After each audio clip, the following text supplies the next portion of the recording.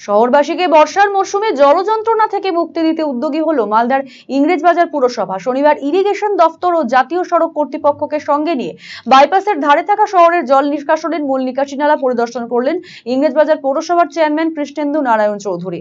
সঙ্গে ছিলেন ইরিগেশন দফতরের অ্যাসিস্ট্যান্ট ইঞ্জিনিয়ার মানিউল ইসলাম, জাতীয় সড়ক কর্তৃপক্ষের আধিকারিক সুভাষ সিং, বিরোধী দলনেতা অমলান ভাদুরী সহ অন্যান্যরা।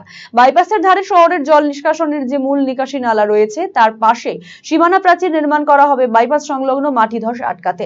জল জমা রুখতে এক মাস্টার প্ল্যান নেওয়া হবে বলে জানা গিয়েছে পৌরসভার তরফে।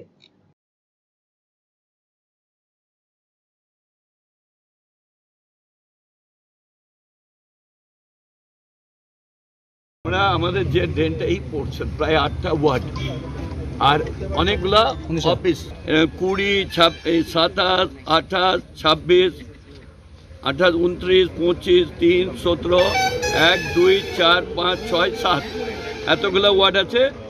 বাস terminus office, RMC, Gour university, agriculture department, police office, horticulture, animal husbandry department, BLR office, district jail, medical college, hospital, Rabindra Bhavan, Jadupur 1, 2 এটা এতগুলো জলগুলো আমরা ওইখান থেকে বের করে এইখান থেকে নিয়ে গিয়ে একদম মহানন্দায় যাওয়ার আগে ওখানে আমরা স্লাজ পয়েন্ট করব, যেখানে জলগুলোকে আমরা প্রাইমারি ট্রিটমেন্ট করে ওতে যাতে কোনো নোংরা বর্জ্য পদার্থ না যায় তার দিকে দেখে আমরা করব।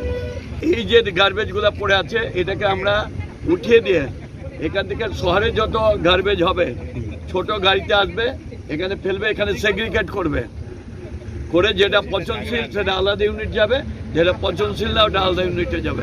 আর প্লাস্টিক ক্র্যাশার বসিয়ে দেবো, যেখানে প্লাস্টিকগুলো ক্র্যাশ করে এখানে ঢুকে যাবে, বিক্রি হয়ে যাবে ওগুলো রিসাইকেল। আর কি হবে? হ্যাঁ, গার্ড ওয়াল দিয়ে এগুলো করাবে। আমাদের এনএচআই অফিসারও আছেন, তারাও ছিলেন, একটু আগে ইরিগেশন অফিসারও ছিলেন, তারাও দেখে দিলেন। सबके पास रिक्वेस्ट किए थे कि हम लोग पिछले साल जो है पानी जाने के लिए बनाए थे, तो प्रोटेक्शन वाल का था कमिटमेंट कि हमारा रोड का मट्टी फ्लैट नहीं होगा, गिरेगा नहीं, रेनकट नहीं होगा, तो उसका वो काम नहीं हुआ था। तो फिर दोबारा हमने इसके लिए रिक्वेस्ट किए थे, उसी के लिए आज विजिट हुआ है। अभी ये बोले हैं कि 2 महीने में हो जाएगा, देखते हैं आगे क्या होता है।